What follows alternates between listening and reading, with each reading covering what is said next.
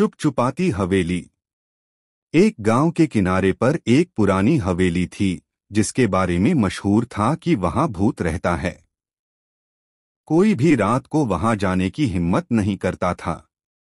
एक दिन नन्हा अली जिद करने लगा कि वह हवेली में जाकर देखेगा कि वहां आखिर होता क्या है।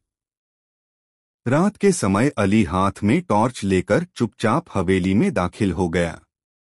चारों तरफ सन्नाटा था, सिर्फ हवा की सीटी और दरवाजों की चरमराहट सुनाई दे रही थी। अचानक एक आवाज आई, कौन है? अली का दिल जोर जोर से धड़कने लगा। उसने पीछे मुड़कर देखा। एक सफेद सा साया धीरे धीरे उसकी तरफ बढ़ रहा था। अली ने हिम्मत करके चिल्लाया, मैं अली हूं। तुम कौन हो? साया रुका और फिर हंसने लगा। अरे मैं तो चाचा रफीक हूं। यहां रात को जानवरों से हवेली की रखवाली करता हूं। अली की जान में जान आई और वह हंसते हुए वापस भाग आया। बाद में सबको बताया कि भूत नहीं, चाचा रफीक थे।